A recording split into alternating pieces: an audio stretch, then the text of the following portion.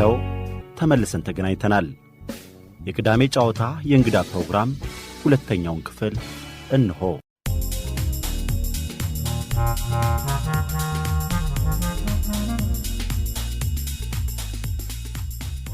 ካርዲናል ብርሃነ ኢየሱስ ሱራፌል የካቶሊካዊት ቤተክርስቲያን ርዕሰ ሊቃነ ጳጳሳት ምርጫ ላይ በሲስቲን ቻፕል ተገኝተው ድምጽ ከሰጡት 133 ካርዲናሎች አንዱ ናቸው። ርዕሰ ሊቃነ ጳጳሳት ሆኖ በተመረጡት ሊዮ 14ኛ በዓለ ሲመት ላይ ተገኝተውም በመላው ኢትዮጵያውያን ስም መልካም ምኞታቸውን አስተላልፈዋል። በዚህ የርዕሰ ሊቃነ ጳጳሳት ምርጫ የተሳተፉትን ካርዲናል ብርሃነ ኢየሱስ ሱራፌልን የዛሬ 10 ዓመት ካርዲናል ሆኖ በተሰየሙበት ወቅት የጨዋታ እንግዳችን አድርገናቸው ስለ ግል ህይወታቸው ስለሚመሩት ካቶሊካዊት ቤተክርስቲያን በሰፊው ካጫወቱን የተመጠነውን ለዛሬ በድጋሚ ያቀርበንላችኋል። አሻም የተከበራችሁ አድማጮቻችን፣ ይህ የቅዳሜ ጨዋታ እንግዳ ዝግጅት ነው። እንደ ሁልጊዜውም ከኛ ጋር የረፍት ጊዜያችሁን ስለምታሳልፉ እጅግ ደስ ይለናል። ሸገር 102.1 የእናንተ ሬዲዮ።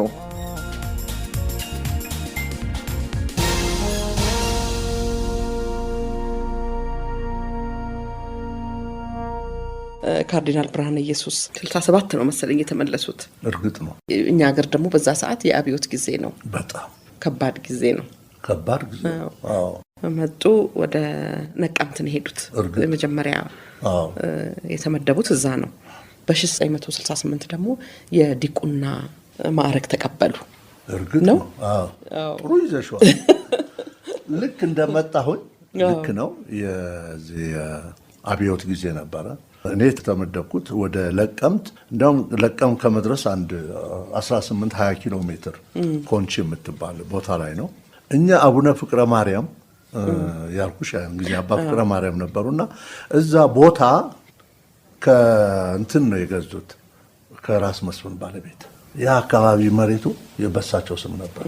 የወይዘሮ የሽመቤት ጉማ ይባላል። አዎ፣ ከሳቸው ገዝተው ነፍሳቸው ማር አባ ገብረ ማርያምም እዚህ ያሉት ከዛ ስለሚወለዱ እዛ ላይ ያን ቦታ ገዝተው ቤተክርስቲያን ለማልማት እና እሳቸው ያው የካህን ቤት ሰርተዋል። ትንሽ ቤተ ጸሎት ነበር፣ ትምህርት ቤት ነበር። እኔ ትምህርት ቤቱን እንዳካሄድ ነው የሄድኩት እና ደስ ብሎኝ ነው የሄድኩት።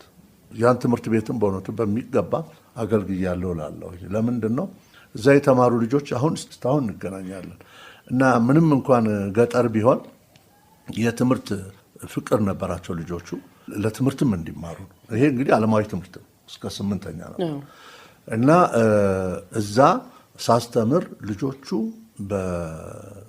በእውቀት እንዲጠነክሩ እንዲበራቱ ከማድረግም አልፎ በአካባቢ ካሉት መንግስት ትምህርት ቤቶችም ጋር ደግሞ ጥሩ ግንኙነት መስርተን መወዳደር በሁሉ ነገር ስናደርግ ነበርና ደስ ብሎኝ ሳስተምር በመሀል እድገት በህብረትም መጥቷል። እድገት በህብረት ተማሪዎች ከዚህ አዲስ አበባ እየሸኙ እናንተ ናችሁ እየሸኛችሁ እኛ እንቀበላለን። እዛ ተቀበል ኳስ ገዝተን ምን ገዝተን ተቀበል እና ዳስ ምናምንም ነበረ እንትን አደረግን። በመካከል ግን ይሄ እንግዲህ በዛን ጊዜ የነበረው ንቅናቄ እኛ ያንን ትምህርት ቤት የምናካሄደው አንድ ክሊኒክ አለ። እሱ ሕክምና ነው፣ ሲስተሮች ነው የሚሰጡት። ይሄ ትምህርት ቤቱ በአመት 7 ብር ነው የሚያስከፍለው። በአመት አንዷ ብር መመዝገቢያ ነው። 6 ብር። ከዛ ወፍጮ ቤትም አለ ደግሞ ለመደገፍ ይሄንን። እነዚህ ሰዎች አድሃሪያን ሳይሆን አይቀሩም፣ አድሃሪያን ሳይሆን አትራፊዎች ብሎ አንዳንድ ንቅናቄ ተነሳና ሊወረስ ተፈለገ። ወፍጮ ቤቱ ነው ትምህርት ቤቱም ሁሉ በቃ ሁሉ ነገር ግን ብዙም ክስም ነበር። እንዲያውም ወንዙን አንድ ቦታ አግደውት ኩሬ ሰርተን ነበር። ትንሽ መዋኛ ነው ልጆች እንዲዋኙ ገላ እንዲታጠቡ ብለን ነው። ግን ውሃው እኮ ይቀጥላል።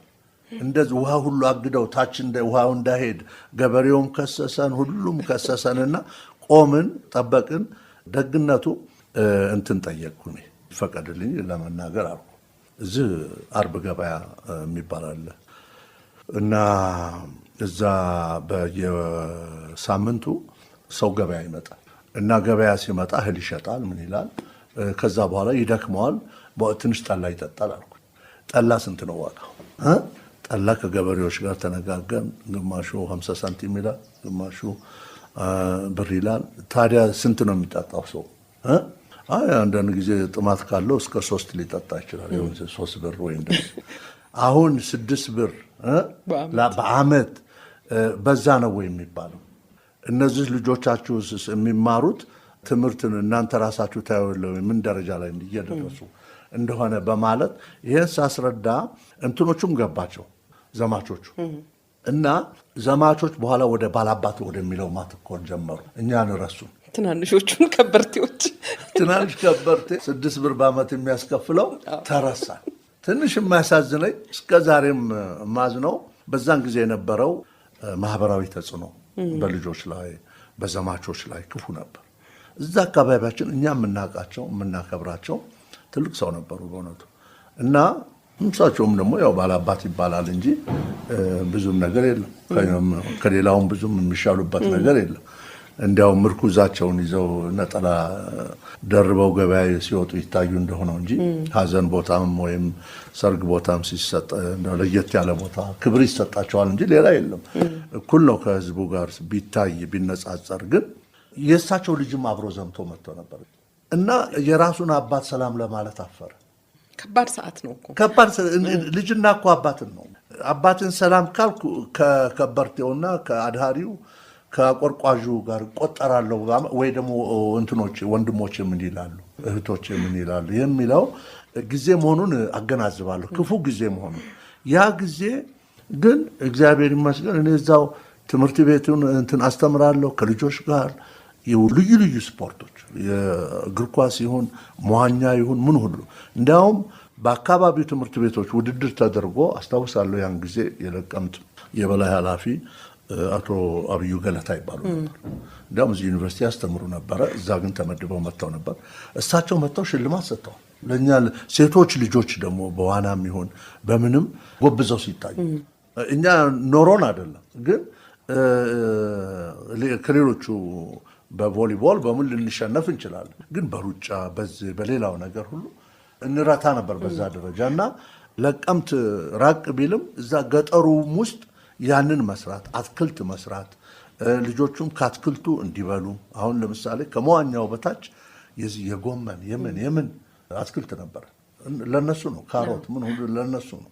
እንዲያውም በጣም ጥሩ ካሮት ጥሩ ቀይ ስር ምን ሁሉ ያድግ ነበር። ምክንያቱም መዋኛ ውስጥ ያለ ቆሻሻ ሁሉ ሰው ሁሉ ታጥቦ ምን ብሎ ማዳበሪያ ነበር እና ያን ሁሉ ያሳየንበት ጊዜ ነው እና እዛ መሆኔ ብዙ ጠቅሞኛል። ከዛም አልራቁም እንግዲህ ደግሞ ወደ ደምቢዶሎ ነው ሄዱት ይመስለኛል።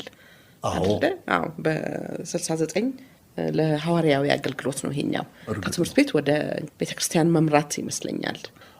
ክህነት ተቀብያለሁ። አዲስ አበባ ነው የተቀበልኩት ክህነት። ድቁና እዛው ኮንቺ መድኃኔዓለም ነው የተቀበልኩት እንዳልሽው አንቺ። ከዛ ክህነት እዚህ ላዛሪስ ተቀብዬ ወደ ደምቢዶሎ ተላኩ። ደምቢዶሎ አንዳንድ ካህናት እነዚህ ሆላንዶቹ እረፍት ሲሄዱ እነሱን ተካ ነበር። በምተካበትም ጊዜ ልዩ ልዩ ቦታ ሰርቻለሁ። አሁን ደምቢዶሎ ትልቅ አካባቢ ነው። በጣም የሚገርመው የገረመኝ ድሮ አይሮፕላን ሄድ ነበር። ደምቢዶሎ ማረፊያ ሁሉ ነበረው እና ብዙ ፈረንጆችም ነበሩ፣ ብዙ ክልሶችም ነበሩ፣ ግሪኮች፣ ጣሊያኖች፣ እርሻ ምናምንም ብዙ ነበር ይመስለኛል። ቡና ደግሞ ይሄ ወፍጮ በውሃ እንደዚህ የሚሰራ ነበርና ደምቢዶሎ ያደገ አካባቢ ነበር። በዛን ጊዜ የታወቀም ነበርና እዛ ሄድኩ እና ዳንቃ የሚባል አካባቢ አዶ የሚባል አካባቢ ሰርቻለሁ። ይበልጥ ደግሞ በበቅሎ ነበር ያን ጊዜ የሚኬደውና እዛ አካባቢ በበቅሎ ምራቅ እያል አሁን ትልቁ ተራራ እዛ አካባቢ ቱሉ ወለል ይባላል። እሱ አካባቢ ድረስ እንሄድ ነበር እንሰራ ነበር። ትምህርት ቤቶችም ነበሩ። ደናግላን ደግሞ ሕክምና የሚሰጡበት ነበር። እዛ አካባቢ ደምቢዶሎ ሰራሁ። እንግዲህ በ70 እና 71 ደግሞ ጅማ ቦንጋ ኪዳነ ምሕረት ሄዱ። እዛ ደግሞ ቆሞስ ነበሩ። እንግዲህ እዚህ ነው ከበድ ያለ ችግር የሚያጋጠሙት። እስር ቤት ገቡ። ምንድን ነበር? እኔ ቦንጋ ሲሄድ ቅድም እንዳልኩት ላዛሪስቶች ናቸው ካህናቱ እዛ የሚሰሩ ሆላንዶች አሉ። እንዲሁም ደግሞ ቅድስት ማርያም ደናግል ሲስተሮች የምንላቸው አሉ። ሐኪሞች ሁሉ አሉ። ቦንጋ ስመደብ ደስ ብሎ ነው የሄድኩት። በእውነቱ ቦንጋም ሆነ ከፋ የሚያምር ሀገር ነው። ጫካው፣ ወንዙ፣ ህዝቡ፣ ባህሉ በጣም የሚያምር ነው እና ደስ ብሎኝ ሄድኩኝ። አብዮቱ በአንድ በኩል ተማሪው የተመኘው ህዝቡም የተመኘው አንዳንድ ለውጦች እየመጡ ነበር። የዚህ የመሬት መስተካከል ጉዳይ፣ የዚህ የእኩልነት ቦታ የሚሆነው እንዲሁ ደግሞ የመከባበር ሁኔታ ሁሉና እንደዚህ ሁሉ ስሜቱ ነበር እና እኔም እዛ ሲሄድ እንግዲህ የቤተ ክርስቲያኑ የኪዳነ ምሕረት ቆሞስ ሆኜ ነው የሄድኩት። እሱን ስናገለግል ብዙ ነገር ይሰራ ነበር እዛ አካባቢ። በተለይ ጎጀብ ላይም ብዙ ከእርሻ ሚኒስቴር ነው በጊዜ የሚባለው ከሱ ጋር በመተባበር ብዙ ድሆችን ያሰፍሩ ነበር። ድሃው በፊት በቆሎ ያመርት ነበር። ማቃቸው በኋላም እንደገና ላነሳቸው እችላለሁ። ቀኛዝማች ተካይ ጋር ነው የሚባሉ እሳቸው እርሻ ነበራቸው እና በቆሎ ምርት ጅማ ላይ ኩንታሉ 8 ብር ነው ያን ጊዜ ኩንታሉ እና ይሄ አይዋጣ። ስለዚህ ወደ ሌላ ወደ ቅመማ ቅመም፣ ወደ በርበሬ፣ ወደ ምን እያዘነበለ ሰውን እያሰፈረ ለየት ያለም ስራ እሳቸው አናናስ ምናምን እንዳደረጉት የሚያድግበት ነው። ቦንጋ ልሁን እንጂ እኔ በቦንጋ ስር እንደነ ሻፓ፣ ሙቲ፣ ደቂያ የሚባሉ አካባቢዎች ነበሩ። እነሱም በግር 5 ሰዓት 8 ሰዓት የሚሄድበት አካባቢ በበቅሎ መኪና መንገድ የለም እና እዛ እንሰራ ነበር። በትልቅ ደስታ ነበር የምንሰራው በእውነቱ። ስልኩም ያን ጊዜ በማዞሪያ እና ማዞሪያ ላይ የሚሰሩ የቴሌኮሙኒኬሽን ሰራተኞች ጎበዞች ናቸው እና እነሱ ናቸው የሚያገናኙ። የከተማውን ሰው በሙሉ ያውቃሉ።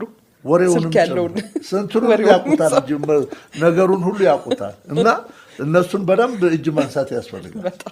እነሱ ነበር በዛ ነበር የምንሰራው። እግዚአብሔር ይመስገን ጣሊያኖቹም ይሁኑ ከዛ በፊት ወይም ሆላንዶቹ እዛ ቦንጋ ላይ በውሃ ኮረንቲ እያመነጩ ይሰሩ ነበር። 24 ሰዓት ኮረንቲ ነበር። ትልቅ ፏፏቴ ያለ በርታ ወንዝ የሚባል እሱን ገድበው ነው 24 ሰዓት መብራት አለ፣ እንጨት መሰንጠቂያ አለ፣ ጋራጅ አለ፣ ሁሉ ነገር አለ እና ደስ የሚል ነገር ነው። ሌሎቹም ቦታዎች ላይ እንደዛ ቢደረግ የሚልም ህልም ነበረ። ግን ዋናው ከፋ ውስጥ እንግዲህ የነበሩ ትምህርት ቤቶችን ማስፋፋት፣ ሕክምናን ማስፋፋት፣ ልማትን ማስፋፋትና ንጹህ ውሃን ማስፋፋት ስራ ነበር የሚሰራውና እዛ ስንሰራ ነው እንግዲህ ማናቸው የጅማ ወይም የከፋ አስተዳዳሪ ከሌሎች ጋር መጡ ሊጎበኙ። ሲያዩ በጭቃ ቤት እኮ ነው የሰራ ነው ቤቱ ሁሉ። በፊትም እንትን ነው ትንሽ ቀለም ስለተቀባ ያምራል። በንጽህና አበባው፣ ትምህርት ቤቱ፣ ሐኪም ቤቱ ሁሉ ሲስተሮች ባሉበት ደግሞ ያው ያምራል ሁሉ ነገር እና እሱ ሁሉ አይተው እነዚህ አቆርቋዦች ድሃው ህዝብ መካከል ገነት ሰርተው እየኖሩ ነው። ለመሆኑ ይኸውና መብራት እንዳይቆጣኝ እንጂ ያን ጊዜ የተባለው እናት ሀገር በምትደማበት ጊዜ ስንት ናፍታ እየጨረሱ ነው ይሄንን የሚያደርጉት ብሎ ተከሰሰ። እኔ ትንሽ ተሳሳትኩ ያን ጊዜ። የክቡርነቶ ይሄ እኮ በውሃ ነው የሚሰራው ማለት አልነበረብኝ። ዝም ማለት በዛ ነጥብ ተያዘብኝ። ከዛ ደግሞ በመትረየስ በምን ተከበል ነው። በኋላ ሚስዮናውያን ሁሉ ተባረሩ፣ ወጡ። በ48 ሰዓት ካቶሊክ ይሁን አሜሪካዊ ወይም ፊኒሽ ሚሽን ሁሉ ወጡ። ቤታችን ተወረሰ፣ ንብረት ተወረሰ። ይሄ ብርጭቆ የኔ ነው ካልኩ ደረሰኝ አምጣ እና የሚያሳዝነው ምንድን ነው አንዳንድ ጊዜ አንዳንድ ቦታ ላይ ስተት ሲደረግ መዘዙ ብዙ ነው። አሁን አንድ አሜሪካዊት ሲስተር ነበሩ። እሳቸው አያታቸው የሰጧቸው ይህች እንቅልፍ ማስነሻ ምንድናት ሰዓት ነበረች። አያት ነው እንግዲህ የሰጡ ለማስታወሻ። ደረሰኛ እንጂ ቀረሱ፣ አለቀሱ። ስዊድኖች ሲሄዱ እቃውን ሁሉ ተወረሰ። ይሄ በኋላ ላይ ችግር ያመጣው እንዴት ነው? ኢትዮጵያ መንግስትና ስዊድን መንግስት በትላልቅ እርዳታ በ45 ሚሊዮን ብር ይሁን ምናምን አንድ ስምምነት ሊፈራረሙ ነበር ያን ጊዜ። እና ሊፈራረሙ ሲሉ አይ ይሄ እንፈርማለን ችግር የለውም፣ ግን የኛ ዜጎች እዛ ኢትዮጵያ ያሉ እዚህ ቦታ ከፋ ውስጥ ይሰሩ የነበሩ የልጆቻችን አሻንጉሊት ተወስዶብናል ብለው አመልክተዋልና እንዴት እናድርግ ይሄን ነገር? ከባድ ነው። በጣም ከባድ ነው። የሀገር ጉዳይ ላይ ብዙ እንትን አለው። በዛን ጊዜ አልታየም። ያን ጊዜ የአብዮቱ ሁኔታና እዛ አካባቢውን ሃይማኖትን በማጥፋት ኮሚኒዝምን እንመስርት የሚለው አመለካከት ነበር። ልክ ቡልጋሪያ ሌላም ሀገር የተደረገውን እዛ ለማድረግ ነው የነበረው አስተሳሰብ ነው ያን ጊዜ። ያ ሁኔታ እያለ እኔ ስራውን ቀጠርኩ። ሌሎቹ ሁሉ ትተውት የሄዱትን እኔ ስራውን ቀጠርኩ። ትምህርት ቤቶቹ ምኖቹ ሁሉ ቢወረሱም አንዳንድ ቦታ ላይ ቤተክርስቲያናት አልተወረሱም። ስለዚህ ህዝብ ዘንድ እያደርኩ ህዝቡ ምግብ እየሰጠኝ አገልግሎትን ቀጠልኩ። ጅማም እመላለሳለሁ። ምን እላለሁ። በዛን ጊዜ ያው መኪና ሁሉ ስለተወሰደ ምን ስለተባለ ሞተር ሳይክል ተገዛልኝ። በሱ እመላለስ ነበረ ከዚህ ቦንጋ ድረስ በሞተር ሳይክልም ሄጃለሁ። ዋና ብቻ ብርድ ምናምን እንዳይነካ እዚህ ጋዜጣ ምናምን አድርገሽ መሄድ አለብሽ በደምብ ደረቱን በሱ ሲሄድ እና እዛ ጅማም የኛ ቤት ነበረ፣ እሱም ተወርሶ ነበር። በኋላ እግዚአብሔር ይመስገን በእማሆይ ተሬዛ ሲስተሮች አማካኝነት ተመለሰልን። እዛም አርፍ ነበርና ፖስታ ጽፌ ምን ብዬ ወደ ፖስታ ቤት ልጨምር ስል ፖስታ ቤቱ ደግሞ ልክ አስተዳደሩ መስኮት ስር ነው ያለው። በዛ ማን ያውኛል? የደርግ አባሉ ሰው ልከው ስራን ስትጨርስ ምናምን ብቅ በል ተብለሃል አሉ። ስራውን ጨረስኩና ብቅ አልኩ። እጅ ተያዝኩ። ላንድሮቨር መጣ። ላንድሮቨር ውስጥ ገባሁ። ተወሰድኩ ወደ እስር ቤት።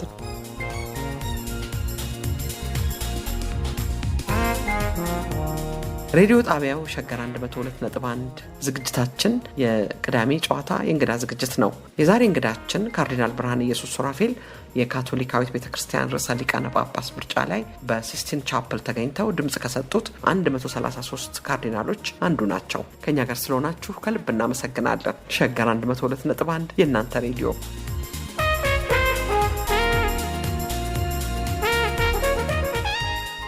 ፖሊስ ጣቢያ ሞተር ሳይክሉን ምኑን ሁሉ እንትን ወሰዱ እነሱ እና እኔ እስር ቤት ገባሁ። ይገርማል። እኔ የገባሁበት ክፍል ትንሽ ነው። ጅማ ነው። ይሄ ጅማ እና ወደ 14 የሰከንደሪ ተማሪዎች የተረሸኑበት ክፍል ነው። እነሱ ተወስደው ተረሽነዋል። እዛ ግን ሰሌኑ ብርድ ልብሱ ምኑ አለ የልጆቹ። እኔ እሱን ለብሼ ነበር እዛ እንትን የምተኛው። አላወቅኩም እነሱ ሁሉ እዛ እንደነበሩ። በኋላ ነው የማውቀው ሁሉ እና አዘንኩ። ውጪ አንድ ዘበኛ ነበሩ። ሁል ጊዜ በጣም የወህኒ ቤት ፖሊሶችን አመሰግናቸዋለሁ ሁል ጊዜ። እነሱም እኮ እስረኛ ናቸው እና እዛ ውጪ ሆነው በቃ ክራራቸውን እንትን እያሉ ምን እያሉ እንትን ይላሉ። ጠዋት ሽንት ቤት ይወስዱኛል፣ ይመልሱኛል። ማታ ሽንት ቤት ይወስዱኛል፣ ይመልሱኛል። አለቀ። ይቆለፋል። አንድ ወር ዝግ ቤት ውስጥ ነበር፣ ጨለማ። እና ምንድነው ክፉ ነገር ምንድነው? በዛን ጊዜ እንግዲህ ያው ሰባ ውስጥ አይደለም እና እየወሰዱ የሚገደልበት ምን የሚልበት ጊዜ ሁሉ ነገር የሚካሄድበት ነው። በከፋም ብዙ ሰው ተገድሏል፣ ጅማም ብዙ ሰው ተገድሏል። እና ሌሊቱን ኳ ባለ ቁጥር እንትን ነው፣ ስጋት ነው። እኔ ግን እዛ ታስሬ ማንም አያውቅም የት እንዳለሁ። ደግነቱ ሌላ ክፍል ውስጥ እነ ቄስ ይታፋ ጎበና ታስረዋል። የመካነ ኢየሱስ ፕሬዚዳንት የነበሩ ታስረዋል። ማን ነው እዛ ያለው? አባ ደምረው ቀስ ብለው ምግብ ላኩልኝ እና ምን መልእክት ነው ማስተላለፍ የሚፈልጉት አሉኝ። የሚገርም ዘዴ ነው ያላቸው የእንትኑ ከእስር ቤት መልእክት ለማውጣት 7 በር ነው የሚዘጋብሽ፣ ግን ከዛ መልእክት ለማውጣት በጣም እንትን ጎበዞ የነበሩና እኔ እዚህ መታሰርን ለአባ ተክለ ሃይማኖት ተስፎ የሚባሉ ላዛሪስት እዛ ጅማ ነበሩና እንዲያውቁ ይነገራቸው። ያ መልእክት ደረሳቸው። አባ ተክለ ሃይማኖት ምግብ እና ትንሽ ብርድ ልብስ ትንሽ ፍራሽ ይዘው ሊመጡ ገቡ። አባ ደምረው እዚህ ታስረዋልና ይሄንን ይዤ መጣሁ። ማን ነገሮት? ስልክ ተደውሏል። እንትን ናቸው ቅዱስ። ማን ነው የደወለ? ማን ነው እንትን ያሉ? ተያዙ። እሳቸው ማን ነው? አሁን ንገሩን። እናንተ ትሆናላችሁ። ምንም ተለቀቁ እና ከዛን ጊዜ ጀምሮ ምግብ በቀን አንድ ጊዜ አገኝ ጀመር። በወሩ ሻምበል መጡ፣ ሌሎቹም ኮሎኔሎች ነበሩ እና በዛን ጊዜ ውጪ ላይ እንድንሰበሰብ ተደረገ። ሁሉ የፖለቲካው እስረኛ ምን ሁሉ። ከዛ እና ሻምበል ምን አሉ? ይሄውና ይሄ በ30 ምናምን ዓመቱ መነኩሴ ነኝ ብሎ ሲያጭበረብር የተያዘ የሲአይኤ ሰላይ፣ የቫቲካን ሰላይ ምን ሁሉን አወረደው። ዝም ጭጭ መትረየስ ሁሉ አለ ማዳመጡ። ተነስ፣ ቁም፣ ቆም፣ በደምረው ቁም፣ ቆም። አሁን አብዮታዊ መዝሙር ዘምራል። እሺ አልኩና እኔ መንፈሳዊ መዝሙር ትዘምርና ወዮልህ ተባልኩ እና ዘምራለሁ አልኩ። ይህ ነው ምኞቴ እኔ በሕይወቴ ከራሴ በፊት ለኢትዮጵያ እናቴ የሚል መዝሙር ነበር። ልክ ነው። ምናልባት ባልሳሳት አየር ኃይል ይሁን እንደዚህ ያወጡት ነው እና ከወደ ምስራቅ ጎሁ ቀደደ የነጻነት አየር ይኸው ነፈሰ ምናምን አልኩኝ። እንደዚህ እንትኖቹ ሁሉ ሳቁ። ይዛ እንደዚህ ብሎ ትትት ይላል የታሰረ ሁሉ። አቁም ብያለሁ አለ። አቁም መዝሙር ነው እንግዲህ የነሱ የራሳቸው መዝሙር። የነጻነት አየር ይኸው ነፈሰ ይላል።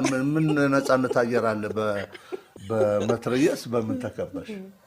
እና አቁም ብያለሁ አለ። ግን ያን ጊዜ ህዝቡ መሳቁ ምን ማለቱ ቴንሽኑን ዝቅ አደረገው እና ኮሎኔል እንዲገባ ስለሚፈልጉ ምን አሉ? ሰነድ ተገኝቶባቸዋል ተባልኩ። ቦንጋ ተበርብረዋል። እዛ አንድ ሰነድ ምንድን ነው? ጳጳሳት በዛን ጊዜ 1970 አካባቢ የጻፉት መልእክት ነበር። አሁን ይገኝ አይገኝ እንጂ እናየዋለን። ምን ነበረ? በኮሚኒዝም ስርዓት በኃይል ላይ የተመረኮዘ ነው።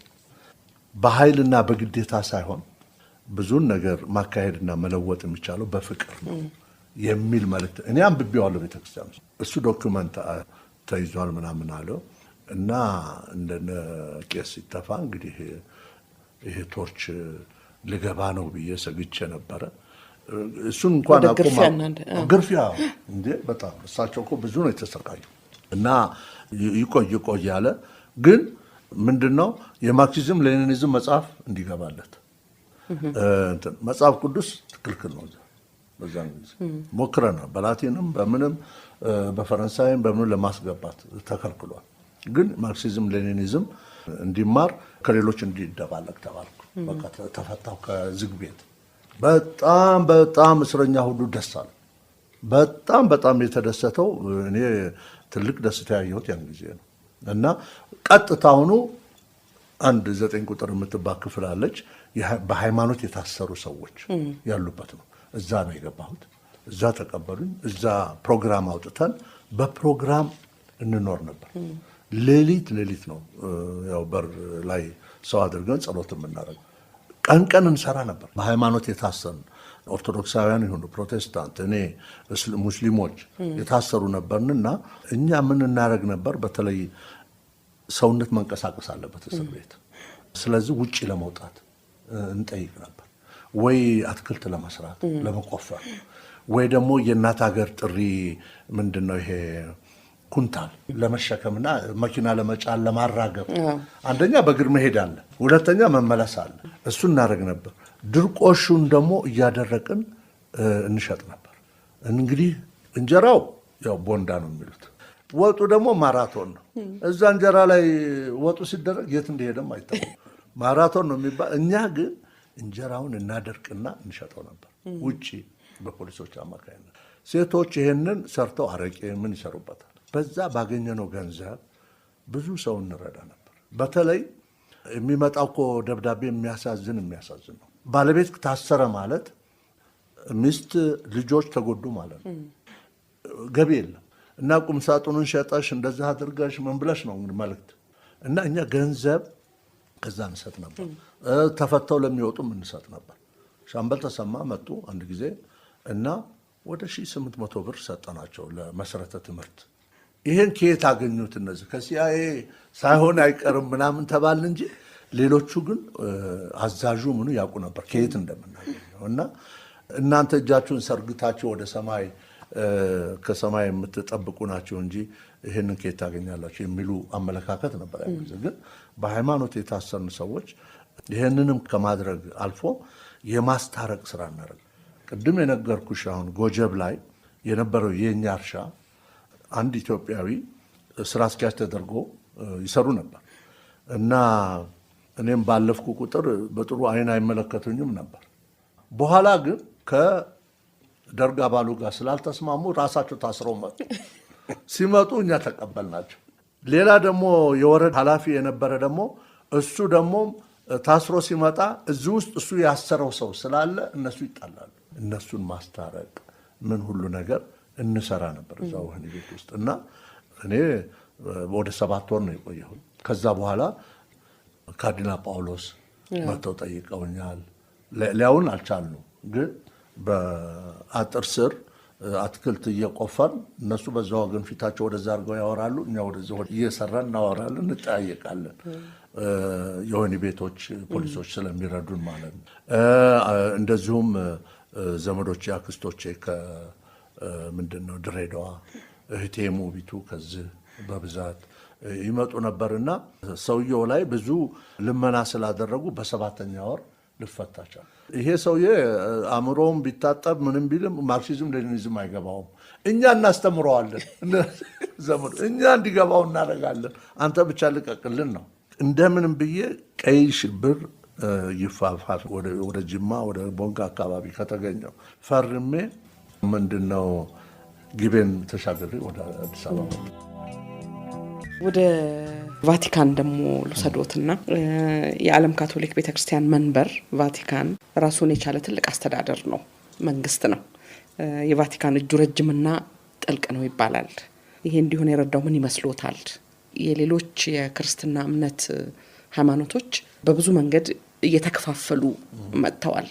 ይሄኛው ግን አንድ ሆኖ እስከዛሬ ድረስ የቆየ ነው። ሌላው በቅርብ ጊዜ የርዕሰ ሊቃነ ጳጳሳት ምርጫን በሚመለከት ስርዓቱ ልዩና አስገራሚ ነው። ስለሱም ቢነግሩን ደስ ይለኛል። ለሚቀጥለው ምርጫ ቢያጋጥሙት እርሶስ መራጭ ኖት ወይ? ይመርጣሉ ወይ? የነጭ ጭስ አለ፣ የጥቁር ጭስ ጉዳይ አለ። እነዚህን ጨምረው ቢነግሩን ደስ ይለኛል። እርግጥ ነው ቫቲካን መንግስት ነው።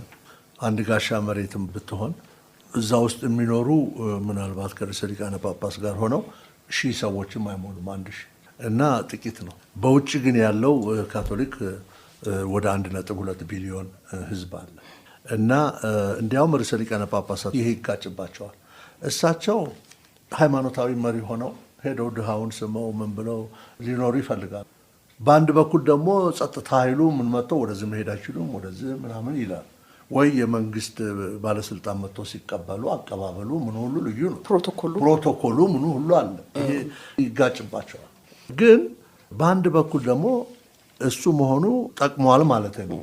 ቅድም እንዳልሽው በቫቲካን ብዙ መረጃዎች ብዙ ግኝቶች አሉ። አሁን ከዓለም በብዛት አምባሳደሮች ያሏት ቫቲካን ሁሉ ሀገር ኤምባሲ ያለው ኢትዮጵያም አላት። አሁን ፈረንሳይ ሀገር ያሉት አምባሳደር እሳቸው እንዲያውም ለእኔም ካርዲናልና መጥተው ነበር ሮም እና እሳቸው የቫቲካን አምባሳደር ናቸው። እዛ ሆነው እዚህም የቫቲካን አምባሳደር አለ። ቫቲካን የእውቀት ብቻ ማዕከል አይደለችም፣ እንዲሁም የመረጃዎችን ማዕከል ናት። አሁን ለምሳሌ እኛ ቅድም ብለሻል ቦንጋ እንበላው። ቦንጋ አካባቢ አንድ ነገር ቢከሰት መጀመሪያ የሚያውቀው ቫቲካን ነው። ለምን? እዛ አካባቢ ወይ ሲስተሮች ወይ ብራዘሮች ወይ ካህናት ይኖራሉ። የመሬት መንቀጥቀጥ ደረሰ ወይም እንዲህ አይነት ልዩ በሽታ ደረሰ ከተባለ በዙ በኤምባሲው አካባቢ የት ነው ይሄ ቦታ ያለው ምንድነው የተደረገው ተብሎ መረጃው እዛ ይደርሳል ወዲያው።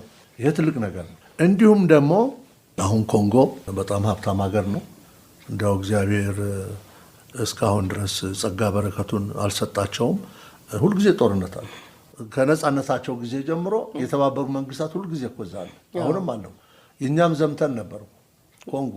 ግን አሁን ማዕድን ፍለጋ ሀብታሞች መጥተው ጦርነት የሚያደርጉበት አካባቢ እዛ ነው። ብዙውን ጊዜ መንደር ውስጥ ያሉት መንደሩን ለቀው የሚሄዱት ወደ ጫካ ውስጥ ነው የሚሄዱት። ቦታቸውን ሌሎቹ መጥተው ማዕድኑ ምኑን ይወስዳሉ። በተለይ ይሄ ዳያመንድ እንደዚህ ደግሞ ለሞባይል ለምን የሚያገለግል አሁን ኮልታር የሚባልም አለ። እሱንም ፍለጋ ይሄዳል። ሌላው ገንዘብ። እነዛ ህዝቦች ወደ ጫካ በሚሄዱበት ጊዜ የካቶሊክ ቤተክርስቲያን መነኮሳት ወይም ወንድሞች ወይም ካህናት ካሉ አብረው ነው ከህዝቡ ጋር የሚሄዱ። ጫካም ውስጥ ቢሆን ድንኳንም ውስጥ ቢሆን አብረው ከህዝብ አይለዩ እና የህዝብን ህይወት የህዝብን መረጃ ቫቲካን ታገኘዋለች። እንደምታገኘው ትጠቀምበታለች ማለት አይደለም፣ ግን ይሄ አለ እና ሌሎች አገሮችም ይሄንን ማወቅ ይፈልጋሉ። ለዚህ ነው ከቫቲካን ጋር ብዙ ግንኙነት ያለው። ቫቲካንም በተባበሩት መንግስታት ልዩ ልዩ መስሪያ ቤቶች ሁሉ ቢያንስ የአባልነት ሳይሆን የማዳመጥ የታዛቢነት መድረክ የሚሰጣት ለዚህ ነው ቫቲካን።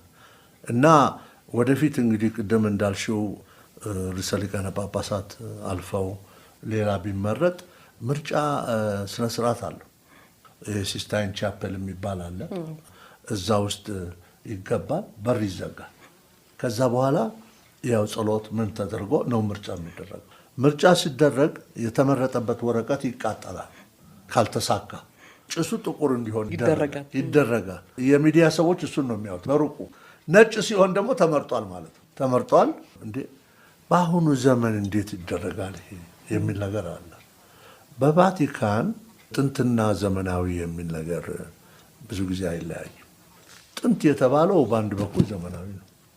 አሁን ዘመናዊ ግኝት ነው የተባለው ደግሞ ድሮ ተገኝቶ ነበር እና የቫቲካን ሙዚየምን ቢሆን ምንም የቫቲካን ላይብረሪም ቢሆን ምንም እውቀቱ ምኑ ሁሉ አለ። በሳይንሱም ቢሆን በሁሉ ዘርፍ አለ። አሁን ይሄ ሬዲዮ አሁን እኛ የምንጠቀምበት ማርኮኒ መጀመሪያ ይህንን ሬዲዮ ሞገዱን ያስተላለፈው ከቫቲካን ነው 1930 አካባቢ። አሁንም የምንሰራበትም ማለት ነው እና በዚህ ላይ እንግዲህ ያን ጊዜ እኔም ካለሁ በህይወት ምርጫ ውስጥ ገባለሁ ለመምረጥ። በአሁኑ ጊዜ ደግሞ እንግዲህ ምንድነው የማህበር አለቃ መሆን፣ ጳጳስ መሆን፣ ርዕሰ ሊቃነ ጳጳሳት መሆን፣ ፓትሪያርክ መሆን ወይም ሌላም ማለት ይቻላል ቀላል አይደለም። የሚፈለጉ ስራዎች እየሆኑ አልሆነ። ድሮ እኮ ሮጥ ለመያዝ ይሞከር ነበር። አሁን በተቻለ መጠን ሰውረኝ ነው እና ግን ትልቅ ኃላፊነት ነው ይደረጋል። ምናልባት ወይ እንግዲህ እድሜው ትንሽ ስለሆነ ለመመረጥም ይደርሱ ይሆናል ብለን እናስብ። እሱ በጣም ከባድ ነው። ምክንያቱም በአሁኑ ጊዜ እግዚአብሔር ይመስገን በዓለም አቀፍ ድርጅቶች ብዙ አህጉሮች ዜጎች እየተመረጡ ነው። በተባበሩ መንግስታት በካቶሊክ ቤተክርስቲያንም ይሄ እየመጣ ነው። እንግዲህ ድሮ ብዙውን ጊዜ ከዛው ከቅርብ ከጣሊያን ራቀ ቢባል ከፈረንሳይ ወይ ከስፔን ነበር። አሁን ግን ከፖላንድ ተመረጡ። ኮሚኒስት መንግስት የነበረ ጀርመን ተመረጠ፣ አርጀንቲናዊ ተመረጠ፣ አሁን ደግሞ አሜሪካ ተመረጠ። ስለዚህ ወደ እስያም ወደ አፍሪካም ወደ አሜሪካም የማሄድበት ሁኔታ የለም። ግን እዛ ውስጥ እንደ ማንኛውም ምርጫ ሰው ሁሉ ይሳተፋል ማለት ነው። የኔን ስም እንደፈለጉ ነው አንዳንዱ የሚጽፈው። እኛ ብርሃነ ኢየሱስ እንላለን ወይ ደግሞ እዛ ሱራፌል ነው የሚሉት። በመሀል ያለው ዲ ነውና ደምረውም የሚሉ ይኖራል። ከሶስቱ እንግዲህ አንዱ ይመረጥ ይሆናል።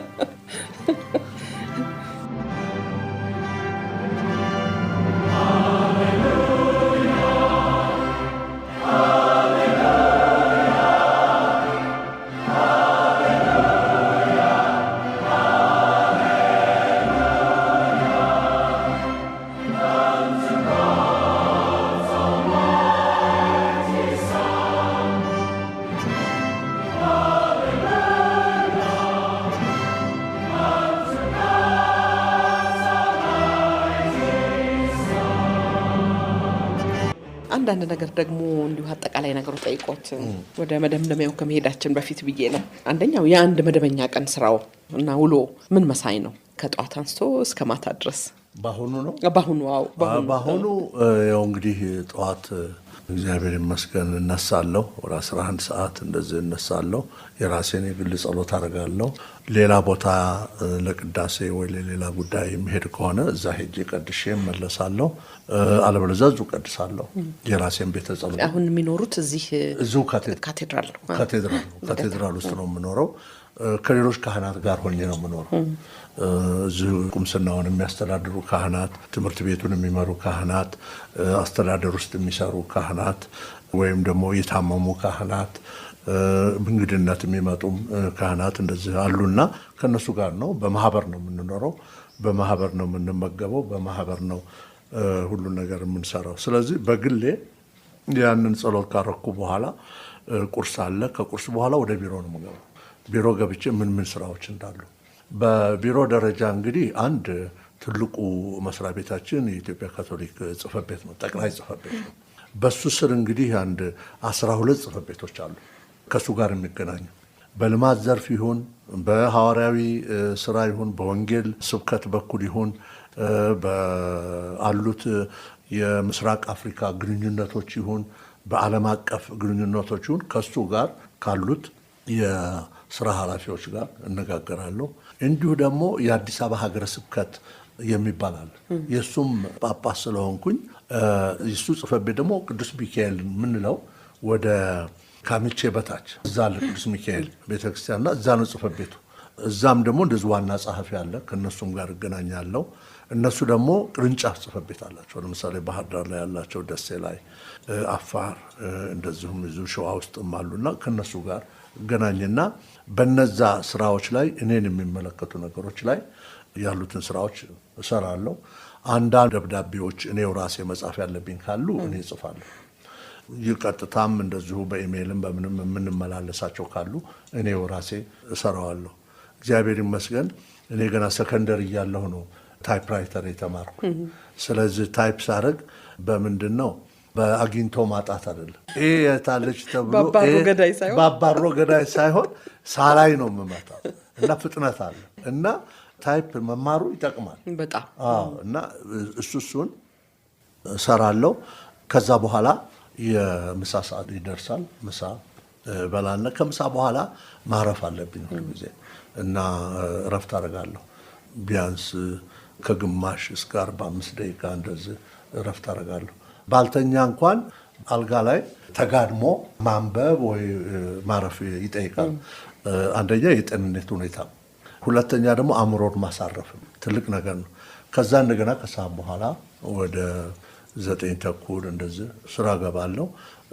እዛው ቢሮዬ ማለት ነው። እዚሁ ነው የምኖረው እና እሱን ካጠናቀቅኩ በኋላ ይገርማል ብዙውን ጊዜ የሊቀ ጳጳሳት ስራ ወይም የካርዲናልነት ስራ በእንዲህ አይነት ያንቺም ስራ የ8 ሰዓት ስራ ብቻ አይደለም እና ብዙ ጊዜ ነው የምንሰራው። እንቀጥልበታለን እና እንግዶችንም መቀበላል። ብዙውን ጊዜ ጠዋት ላይ ለእንግዶችም ጊዜ እሰጣለሁ። ግን አንዳንዶች አስቸኳይ የሆኑ እንግዶችን ከስራ ውጭ ከ11 ተኩል በኋላ እቀበላለሁ እና ራት እንግዲህ ወደ 1 ተኩል እንደዚህ ስለሆነ ጊዜ ያለን እኛ ከዛ በኋላ ያው እንግዲህ ጸሎት አድርጎ ወደ መኝታ መሄድ ነው። መጽሐፍ ከመንፈሳዊ መጽሐፍ ሌላ ምን መጽሐፍ ያነባሉ? የፍልስፍና መጽሐፍ፣ የቴዎሎጂ መጽሐፍ፣ የህብረተሰብ ሳይንስ መጽሐፍት አነባለሁ። እንዲሁ ደግሞ ልብ ወለዶችንም አነባለሁ። የታሪክ መጽሐፍትን አነባለሁ። አሁን ለምሳሌ በታሪክ ሁኔታ ላይ ምናልባት እዚህም ላነሳው ይችል እንደሆነ አላወቅኩም እንጂ አምባሳደር ዘውዴ ረታ የጻፉት መጽሐፍ አለ፣ የቀዳማዊ ኃይለ ሥላሴ መንግስት። ከዛ በፊት የኤርትራ ጉዳይ ጽፈዋል። በኋላ ተፈሪ መኮንን ጽፈዋል። አሁን ደግሞ የጃንሆይ መንግስት እስከ 1948 መሰለኝ ድረስ ጽፈው አሁን ከ48 እስከ ሞቱበትን እየጠበቅን ሁላችንም እና ይሄ ጥሩ ነው እና እዛ ላይ ሳነብ ምንድን ነው በተለይ በጃንሆይ መንግስት ጊዜ የሰሩትን ሰዎች አደነኩኝ። እንደነ አክሊሉ ሀብተወልድ ያደራጁ መኮንን ሀብተወልድ ናቸው እነሱ። ከዛ በኋላ ደግሞ ዋና ጸሐፊ የነበሩት ጸሐፊ ትእዛዝ የሚገርመው 2 ወር ነው ፈረንሳይ ሄዱት። ትንሽ አይተው መጡ። እሳቸው እዚህ እንደ ፕራይም ሚኒስተር ነበሩ። እና እኔ የገረመኝ ኢትዮጵያን ያላቸው ተፈጥሯዊ እውቀት ብንጠቀምበት እንዴት ትልቅ ነው የሚያሳይ ነው እዛ ስናየው። ምክንያቱም እነ ጸሐፊ ትእዛዝ አክሊሉ ሀብተወልድ እሺ እነሱ ፈረንሳይ የተማሩ ምን ያሉ ናቸው፣ ግን ኒውዮርክ ድረስ ሄደው ስለ ኢትዮጵያ ጉዳይ ስለ ኤርትራ ጉዳይ በሚነጋገሩበት ጊዜ ብቸኛ ጥቁሮች ሆነው በዛን ጊዜ በሚነጋገሩበት ጊዜ እንዲህ በል እንዲህ አዳር እንደዚህ የሚሉ እነ ጸሐፊ ትእዛዝ ወልደ ጊዮርጊስ ናቸው የሚደግፉ ምን የሚሉ እና እንደዚህ አይነት የሀገራችን ታሪኮች ማንበብ ያስደስታል። ሁለተኛ አንዳንድ የተሳሳቱ ነገሮችም አሉ። ለምሳሌ እንግዲህ ኢትዮጵያ ከጣሊያን ጋር 2 ጊዜ ጦርነት አድርጋለች። አንዱ አድዋ ነው፣ አሁን አሳልፈናል። ሁለተኛው የማይጨውና የሁለተኛ ዓለም ጦርነት ጊዜ ነው። ኢትዮጵያ እንደገና በጣሊያን ተወራ ለ5 ዓመት ጣሊያን ኢትዮጵያን እንግዲህ አስተዳድሯል። በዛን ጊዜ ምንድነው የሚነሳው ክርክር አለ። ርዕሰ ሊቃነ ጳጳሳት የነበሩት ፒዮስ 11ኛ የሚሶሊን ወታደር ደግፈዋል፣ የሚሶሊንን ጦር ባርከዋል የሚል ክስ አለ። ስለዚህ ቫቲካን ይቅርታ መጠየቅ አለባት፣ ካሳ መክፈል አለባት የሚል አመለካከት አለ። እዚህ ላይ እንግዲህ 2 ነገር ያልተለየ ጉዳይ አለ። አንድ የፋሺስት መንግስት ነው ወይም የሂትለር መንግስት እንበል፣ እሱ ሌላ ነው። እዚህ ደግሞ ሌላ መንግስት አለ፣ የኢትዮጵያ መንግስት። የፋሺስት መንግስት ያደረገውን ወደ ቫቲካን ላይ ማድረግ ትክክል አይደለም የሚለውና አሁን ከሁለተኛ ዓለም ጦርነት በኋላ በቫቲካን ያሉ ሰነዶች በምስጢር ተይዘው የነበሩ ሰነዶች ለታሪክ ምሁራን ሁሉ ክፍት እየሆኑ እኚህም አምባሳደር ሄደው ቫቲካን ላይብረሪ ሰርተው አይተው እውነት ነው አንዳንድ ካርዲናሎች፣ አንዳንድ ጳጳሳት፣ ግለሰብ ጣሊያኖች ሙሶሊኒ ደግፈዋል። እንዲያውም ለህዝቡ መተንፈሻ የተሻለ ሀገር አግኝተናል ብለው በቃ ለኢትዮጵያ ወርቃቸውንም ምንም ሁሉ ሰጥተዋል። ግን እኛ ርዕሰ ሊቃነ ጳጳሳት ሂትለሩንም ሆነ ሙሶሊኒንም እንደተቃወሙ ነበር። ግን ይሄን ያደረጉት ደግሞ ቫቲካንና ያ የጣሊያን መንግስት ድርድር አድርገው ቫቲካን የተወለደበት ጊዜ ነው። እንደ ስቴት ድሮ ሌላ ነበር። ቫቲካን አሁን የምናውቀው ቫቲካን ስቴት የተወለደው በዛ ግን በ1929 ነው በፈረንጅ አቆጣጠር። እና ያም ሁኔታ ስለነበረ የመሳሳብ ሁኔታ ስለነበረ በተወሰነ ደረጃ ተቃውሞ አቅርበዋል። ይህም ጽሁፍም አለ። ነፍሱን ይማረው ዶክተር ብርሃኑ አበበ የሚባል ካቶሊካዊ ታሪክ ጸሐፊም እና አስተማሪም ነበር። እሱም አግኝቶት አሳይቶናል።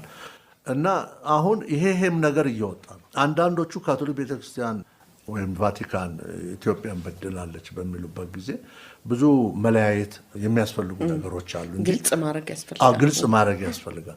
ግን የተጎዳ ነው እኛ ካቶሊካውያን ኢትዮጵያውያን የሚሉም ደግሞ አሉ። ምክንያቱም በዛን ጊዜ የእኛም አርበኞች ብዙ ሞተዋል፣ የእኛም ምዕመናን ብዙ ተሰደዋል። እንጃ ታውቂያቸው እንደሆነ እንደነ ማሞ ታደሰ ሚኒስቴር የነበሩ አሁን እህቶቻቸውም አሉ። እንዲያው ሚኒስቴር ነበሩ። ወይዘሮ ሜሪ ታደሰ የሚባሉ ዊሊ ታደሰ የሚባሉ እዛሉ አይሎ ይሰሩ ነበር። እና የእነሱ አባት ካቶሊክ ነበሩ። ከጃንሆይ ልከዋቸው ከለንደን እዚህ መተው ለአንድ ጉዳይ ጣሊያን የገደላቸው እነዚህ እኮ በኋላ ነው ጃንሆይ ካይሮ ወስዶ ያስተማሯል። እንዲሁም ደግሞ የኔ አጎት ስምዖን አደፍርስ የአባቴ ታናሽ ወንድም ነው። እሱ እዚህ አስተማሪ ነበር፣ አሊያንስ ፍራንሲስ ያስተምር ነበር። በትርፍ ጊዜው ደግሞ ታክሲ ሹፌር ነበር። እና እሱ ከእነንትና ጋር አብረዋል። ከነ አብርሃም ደቦጭና ሞገስ አስገዶም ጋር ታክሲ ይዘው ያሸሿቸው እሳቸው ናቸው። ያሸሸሱ ነው። በኋላ ግን እነሱን የሚያስተባበሩ ማናቸው? ቀኛዝማች ፍቅረ ማርያም ናቸው። እንደዚህ የሚባሉ አሉ፣ ብዙዎች የሚነሱ አሉ። እና እሱም ቢሆን እንግዲህ ከላፍቶ ጎባ ከጨረለቃ ወጥቶ ነው እዚህ መጥቶ ያስተምርና ይሰራ የነበረው። ግን የሀገር ፍቅር ነበር። እና እሱ እነሱን አድርሶ ከተመለሰ በኋላ እዚህ ውቤ ሰፈር ነበር ድሮ እስር ቤቱ፣ እዛ ነው የታሰረው። ታስሮም ጥፍሩ ተነቅሎ ምን ብሎ ትንት ነገር ተደርጎ በመርፌ ነው የተገደለው። በኋላ እህቱ ናት ወይዘሮ ሸዋረግድ አደፍርስ የምትባል እሷ የዚህ አንድ ከፍ ያሉ ባለስልጣን ባለቤት ነበረች። ተስፋዬ ተገኝ የሚባሉ ፈረንሳይ ሀገር አምባሳደር የነበሩ እሷን ሬሳውን አምጥታ በድብቅ ጴጥሮስ ጳውሎስ የተቀበረው እና ይሄ ሁሉ በየካቶሊክ ቤተሰብ ውስጥ አለ። ብዙ ንብረት የማጣት ብዙ ነገር የመሆንና ካቶሊክ ማለት ጣሊያን ማለት ወደሚለው የተሳሳተ ሄደ እንጂ የኢትዮጵያ መንግስትና የጣሊያን መንግስት ድርድር አድርገው በተባበሩት መንግስታት ድርድር አድርገው በዛን ጊዜ ይገባል የተባለው የጦር ካሳ የደም ካሳ ተሰጥቶ ቆቃም ተሰራ። በኋላም ደግሞ ይሄ ድልድይ ተሰራ አባይ ላይ የድሮው ድልድይ በዛ ነው። ሌላ ምን እንደተወሰደ አላውቅም። አሁንም ነገር ካለ እነዚህ ሁለቱ መንግስታት ነው መነጋገር ያለባቸው እንጂ እውነት ቤተክርስቲያን በድላ ከሆነ ደግሞ ለአይሁዶችም ለሌሎችም ይቅርታ እንደጠየቁ ለኢትዮጵያም ይቅርታ የማይጠይቁበት ነገር የለም። ካቶሊካውያን በድለዋል ተብሎ ማስረጃ ከተገኘ ፖፕ እዚህ ከመጡ ከጋበዝናቸው እሳቸውም ደግሞ ይህንን ሊፈቱ ይችላሉ እና እንዲህ አይነት ጽሁፎችን ማንበብ ምርመራ መመርመር ጋር የተያዙ ጽሁፎችን ማንበብ ደስ ይለኛል። ልመለስ ወደ ጀመርኩት ጥያቄና ፊልም ይመለከታሉ፣ ሙዚቃ ያዳምጣሉ ለመዝናናት? ክላሲካል ሙዚቃ ብዙም ጊዜ የማይረብሽ እነዚህ እንግዲህ እዛም እንግሊዝም ጣሊያንም እንትን ነው እንደ ይሄ የጀርመኑ ቤቶቨን ወይ ሞዛርት እነሱ ሙዚቃዎች አይረብሹምና እነሱን አዳምጣለሁ። ፊልም ደግሞ ታሪካዊ ይዘት ያለው ፊልም ከሆነ እነሱን ለማየት ጥረት አደርጋለሁ። ግን ለሱም ብዙ ጊዜ የለም። ከነሱ ይልቅ በአንዳንድ ፊልሞቹም ሆነ በሌላዎች ሁኔታ ላይ የሚሰጡትን አመለካከቶች እሱ ላይ ነው የማነበው። በኢንተርኔት ቤተሰብ ለመጠየቅ ጊዜ ያለው ክርስትና ቢጠሩ ይሄዳሉ፣ ሰርግ ይሄዳሉ ወይም ይመጣሉ? ወደዚህ ከመጡ እሰየው እንጂ ለሰርግ ወይም ለክርስትና አልሄድም። ምክንያቱም ለአንዱ ሄዶ ለአንዱ ላለመሄድ ካዘን ሲሆን ሰው ሲሞት ምን ስል ስልክ እደውላለሁ። የታመሙ ሰዎችም ካሉ በተለይ አልጋ ቁራኛ የሆኑ አዲስ ዓመት፣ ፋሲካ እንደዚህ ስልክ እደውላለሁ። ስልኩ ይሰጠኛል፣ እደውልና በርቱ እላለሁ እንጂ አልወጣም። የጽሞና ጊዜ፣ የጸሎት ጊዜ፣ የሱባኤ ጊዜ ያለውት አለን። የሱባኤ ጊዜ ብዙውን ጊዜ እንዴት ነው የምናደርገው? እኛ በቤተክርስቲያናችን የሱባኤዎች ማዕከሎች አሉ። አንድ ደብረ ዘይት ባቦጋያ አለን፣ የቆየ ነው። እንዲሁም ደግሞ ወደ አምቦ፣ ወደ ጉራጌ ውስጥ እንዲሁም ወደ መቂ አካባቢ እንደዚህ ቦታዎች አሉ። የጽሞና ቦታዎች ናቸው እነዚህ። እንዲሁም ደግሞ ለሕይወታችንም ይታዘዛል። አመታዊ ሱባኤ አለን። እዛም ሱባኤ ውስጥ ገብቶ ሱባኤ የሚመራው ካህን በሚመራው መሰረት ጸሎት ስርዓቱን ማድረግ ይጠበቃል። እንግዲህ አሁን ከዚህ ከሃይማኖት ውጭ ያሉ ሰዎች ራሳቸው ጾምና ጸሎት በጣም ለሰው ልጅ ጠቃሚ እንደሆነ ይናገራሉ። እዚህ ላይ የሚሉት ነገር አለ እርሱ? እንዴ በጣም በእውነት ጾም ጸሎት መድኃኒት ነው። ጾም ጸሎት ፍቅር ነው። ሰው ሲጾም ነው የሌላውንም ጉዳት የሚሰማው እና የሚጾም ሰው ትሁት ይሆናል። የሚጾም ሰው ሌላን ያስባል።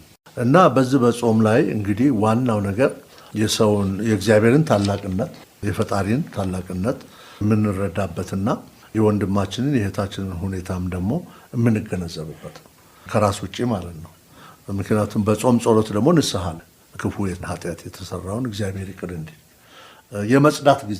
የመጽዳት ጊዜም ነው እና ትልቅ መንፈሳዊ ፍቅር አለ የሚወለድ በእያንዳንዱ ሰው ውስጥ። ስለዚህ በጾም በጸሎት ከአባቶቻችን ከአያቶቻችን ያገኘነው ነው። ካቶሊክ አይጾምም የሚሉ አሉ። እንደ ሁኔታው ነው። በሀገራችን ሁሉ ይጾማል። ለምንድን ነው? ከወገን ጋር ሆኖ ነው የሚኖረው። በአውሮፓ ወይም በሌላ ቦታ ከሆነ እንደ ስራ ሁኔታ ነው። ለምሳሌ አንዳንዱ ከጠዋት ጀምሮ እስከ 9 የሚጾም አለ፣ 3 ሰዓት ድረስ ወይ 9 ሰዓት ድረስ። ሌሎች ደግሞ ቅዳሴ ጠዋት ይቀድሱና ጠዋት ቁርስ በልተው ስራቸው ላይ ይሰማራል። ያ እንግዲህ ምንድን ነው? ስራው እንዲሰራ ነው።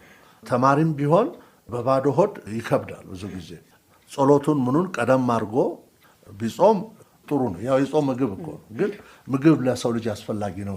ቁርስ በተለይ እና በዛ ላይ ልዩነት አለ። አንዳንዱ ደግሞ እኔ እንዳውም ምግቤን ሁሉንም ምግብ እበላለሁ ግን በአይነት ልርዳ።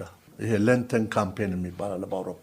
አሁን በጾም አማካይነት እዛ አካባቢ ያለው ህብረተሰብ በሳምንት 2 3 ምግቡን ካልበላ ያ ገንዘብ በገንዘብ ተለውጦ የተቸገረውን እንርዳበት እና ይሄንንም ያሰባስባል። ጾምም ጊዜ በተደራጀ መልክ ብናደርገው ይበልጥ መስራት እንችላለን የሚለው አቋም አለ በካቶሊክ ቤተክርስቲያን ውስጥ። ደግሞ ጾም እኮ ለመታየት አይደለም። በርህን ዝጋና ከአምላክህ ጋር ተገናኝ፣ ከአምላክህ ጋር ሁን። እስቲ የጽሞና ጊዜ ይኖርህ። ትልቅ ነገር ነው ለቤተሰብም ለልጆችም ለሁሉ ነገር እና ከሱ ጋር ነው የምናስተሳስረው ጾም ጸሎት። ደግሞ በአንድ በኩል በአውሮፓም ሆነ እነኚህ ማደጉ በሚባሉት ሀገሮች የሃይማኖት ጉዳይ ችላ እየተባለ ሃይማኖትን የአምልኮትን ጉዳይ ብዙዎች የማይከታተሉት አብያተ ክርስቲያናት የሚዘጉበት ነው። እንደኛ አይነቱ ሀገር ደግሞ ሃይማኖት ትልቅ ቦታ ይሰጠዋል እና እዚህ ኢትዮጵያ ውስጥ ማገልገሉ በዚህ በኩል ምን ይሰማውታል? እንዴ ታላቅ ክብር ነው የሚሰማኝ። በአውሮፓ ይገርማል። ግን እኔ አሁን በባቡር ሲሄድ ወይም በአውሮፕላን ሲሄድ ቀሚሴን ለብሼ መስቀል ይዤ ምን ይዤ ነው የምሄደው እና አንዳንዶች አቁሞ ይጠይቁኛል። ምንድነው እንደዚህ ምናምን እንደዚህ ወጣቶች የሚሆኑ ትላልቆች የሚሆኑ በአውሮፓ የሚሆኑ በአሜሪካ የዚህ የሃይማኖት የመቀዝቀዝ ሁኔታ የመጣው ከምንድነው? ከቁሳዊ ሁኔታ ጋር በመያያዝ ነው። ይሄም ደግሞ ደስታም ፍቅርም የሚገኘው በገንዘብ ነው በሚለው ላይ ነውና ያ እንዳልሆነ አሁን ብዙዎች ይገነዘባሉ። ከዛ እንደማይገኝ ሃይማኖት ደግሞ ጠለቅ ያለ ነገር መሆኑን እንደው በእግዚአብሔር ማመን ብቻ ሳይሆን ሃይማኖት ከደም ጋር የተያያዘ ከታሪክ ጋር የተያያዘ መሆኑንና ደም የተከፈለበት መሆኑን እንዲያውቁ ትልቅ ነገር መሆኑን እንዲያውቁት ለማድረግ ሞክራለሁ። እኔም ግን በሀገራችን ሃይማኖት ባህል ውስጥ ያለ ነው፣ አስተሳሰብ ውስጥ ያለ ነው። ቅድም ብዬሻለሁ። ያ የታጠቀ ጦር መጥቶ ዘርፋለሁ ሳይል መሳሪያውን ትቶ ከህዝብ ጋር ተደባልቆ የህዝብን ታላቅነት ያስመሰገረ ወታደሮች በአንድ በኩል የሚመሰገሩት ምንድነው? ከአባት ከእናቶቻቸው የወረሱት የሃይማኖት ሀብትና ህሊና እና ህሊና የሚቀረጽበት መሳሪያ መሆኑን የማይረዱ አሉ። እርግጥ አንቺ እንዳልሽው ግን አሁን እኔ እንደሚመስለኝ ይሄ የአንድ እንደዛ አድጎ የሚደርስበት ደረጃ ይኖራል። በአሁኑ ጊዜ ርዕሰ ሊቃነ ጳጳሳት በአውሮፓ ክፉ ነገር ግድ የለሽነት ነው ወይም ኢንዲፈረንስ ይሉታል። ሰው ኖረ አልኖረ ሞተ አልኖረ ግድ የለሽ እንደመሆን፣ ሃይማኖት አለው የለውም ግድ የለሽ፣ ጎረቤቴ ሞተ ተራበ ግድ የለሽ። ይሄ ደግሞ ወደ እልቂት ነው የሚወስደው። ደግሞም ቅድም እንዳልኩት ነው የቤተሰብ ሚና በማይከበርበትና ልጆች የማያድጉበት ቦታ ከሆነ የዛም ሀገር ዘር ወይም የዛም ሀገር ህዝብ አደጋ ላይ እየወደቀ መሆኑ ይታያል። ስለዚህ እኔ ኢትዮጵያ ውስጥ በመሆኔ በእውነቱ እግዚአብሔርን አመሰግናለሁ። ትልቅ ህዝብ ነው፣ ሃይማኖት ያለው ህዝብ ነው። ሙስሊሙም ክርስቲያኑም ተከባብረው የሚኖርባት ሀገር ናት ኢትዮጵያ። በዚህ መንፈስ ነው እንግዲህ ለሌሎችም አርአያ መሆን ያለብን እኛ። ከባድ ኃላፊነት ነው፣ ቀላል አይደለም። ይሄንን ይዘን ለመሄድ ጥረት ልናደርግ ይገባል። እንደው አሁንም ከተነሳ አይቀር እዚህ ጋር ሃይማኖት የልዩነት መንገድም እየሆነ ነው። አሁን ባለንበት ዘመን በሃይማኖት ሰበብ ብዙ ግጭቶች ይካሄዳሉ። ወደኛ ሀገር ስንመለስ ግን የተለያዩ ሃይማኖቶች አንድ ላይ ተባብሮ የመኖርን ነገር እንግዲህ ብዙ ስራ አለባችሁ ማለት ነው። ካርዲናል ብርሃነ ኢየሱስ ወደፊትም ቢሆን የኛም ሀገር ከዚህ ነፃ ይሆናል ማለት አይደለም። በሌሎች ሀገሮች የደረሱት ነገሮች እዚህም ሊመጡም ይችላሉ። ስለዚህ ዝግጅት ያስፈልጋል። ቀደም ብለው እንዳጫወቱን በእስር ቤት አንድ ላይ የሃይማኖት አባቶች በነበራችሁበት ጊዜ የመሰረታችሁት ነገር ያለ ይመስለኛል። ያለ እርሶ አንድ እርሾ የሆነዎት ይመስለኛል በሌላ በኩል። ስለዚህ ትልቅ ኃላፊነት አለቦትም ማለት ነው። እዚህ ላይ ምን ይላሉ? ትልቅ ኃላፊነት አለ። ደግነቱ የጋራ ኃላፊነት ነው፣ የህዝብም ኃላፊነት ነው። ሃይማኖት የህዝብ ነው፣ የሃይማኖት መሪዎችም የህዝብ ናቸው እና ከህዝብ ጋር ሆነን የምንሰራው ስራ ይሆናል ብዬ ገምታለሁ። በኢትዮጵያም ውስጥ እንደዚህ ሃይማኖትን መጠቀሚያ የሚያደርግ ሁኔታ ሊመጣ ይችላል። ምክንያቱም ሌላም ቦታ የተደረገ ነው። በሃይማኖትም ሰበብ እኮ ብዙ ጦርነት ተደርጓል። ግን ሃይማኖቱ አይደለም ወደዛ የሚወስደው። ሃይማኖትን መጠቀሚያ መገልገያ ለማድረግ የሚፈልጉ ናቸው። ስለዚህ ይሄም እንዳይመጣ በእውነቱ በሀገራችን ጾም ጸሎት ያስፈልጋል። ተከባብሮ ተደጋግፎ መኖርን የመሰለ ነገር የለም። አንድ ጊዜ ካጣነው መልሶ ለማግኘትም ከባድ ነው። እንደገና ብዙ ጾም ጸሎት ነው የሚጠይቀው።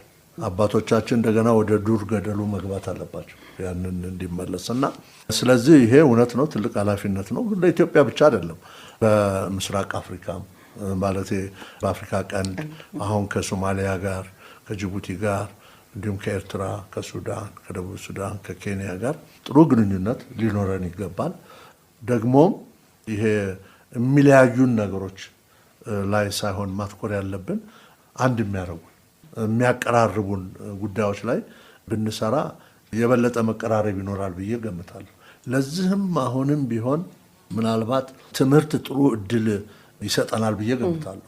በዛ አካባቢ ያሉ ተማሪዎች አንድ ላይ እንዲማሩ፣ ምሁራኑም እየተለዋወጡ እንዲሰሩ፣ አንዱ የአንዱን አገር ታሪክ እንዲሁም ሃይማኖት እንዲያውቅ፣ መከባበር እንዲኖር። ብዙውን ጊዜ የሌላውን ሰው መብት የምንነካው ሃይማኖቱን ሳናከብር፣ ነፃነቱን ሳናከብር ስንቀር ነው ጥል የሚነሳው እና ይሄ ደግሞ መከበር ያለበት በእውቀት ላይ በተመሰረተ አመለካከት። እኔ ሃይማኖትሽን አከብራለሁ፣ አንቺም ይሄንን ታከብርልኛለሽ። እንዲሁም ጎረቤቶቻችንንም እንደሱ ካከበርን ይሄ ለአክራሪነት ወይም ደግሞ ለጽንፈኝነት ቦታ አይኖረውም ባይ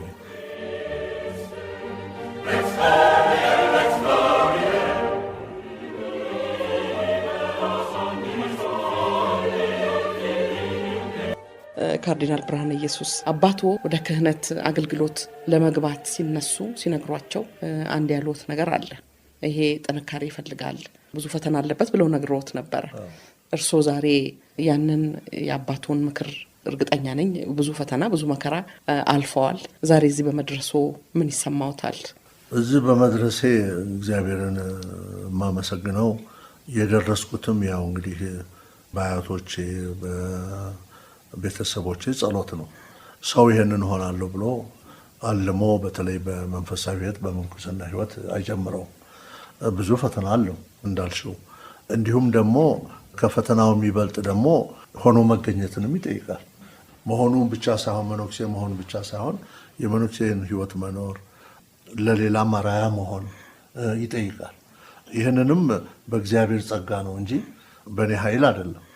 አሁንም የአባቴ ምክር ሁሉ ጊዜ እንዳለ ነው፣ ቀላል እንዳልሆነ። አሁን ደግሞ ወደ ካርዲናልነት ሲሄድ ደምንም ብታፈስ ቀጥልበት ነው። በፊት ታስሬ ነው የወጣሁት።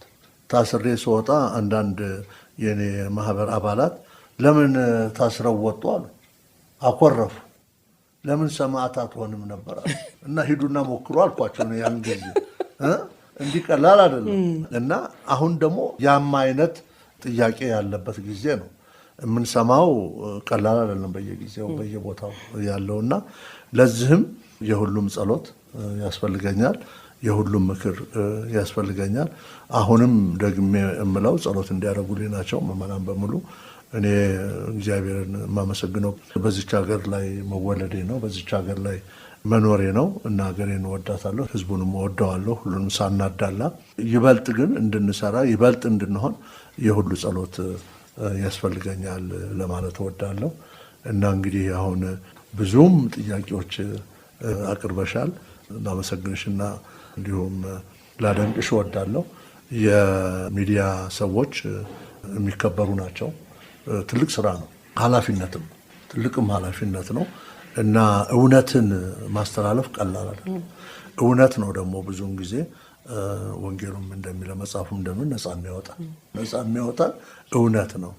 አንዳንድ ጊዜ ቢመችም ባይመችም ይላል ጳውሎስ ለጢሞቴዎስ መክረው፣ በሚመችም ጊዜ ባይመችም ጊዜ ወንጌልን ስበክ ይለዋል። ወይም ለእውነት ቁም ነው፣ ለሐቁ ቁም ነው እና የሚዲያ ሰዎችም ይሄ ነው የሚጠበቀው እና ኢትዮጵያ ውስጥ አሁን የሚዲያ ጉዳይ በጣም እየወጣ እየፈለቀ ነው እና እንግዲህ እናንተም በዚህ እንድትበረቱ። እውነት ነጻ ታወጣለች ነው የሚሉት። በጣም አመሰግናለሁ። እግዚአብሔር ይስጥልኝ። ጊዜውን ስለሰጡን በጣም አመሰግናለሁ። እግዚአብሔር ይባርካችሁ።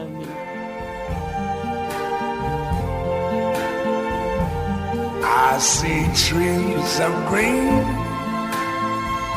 red roses too.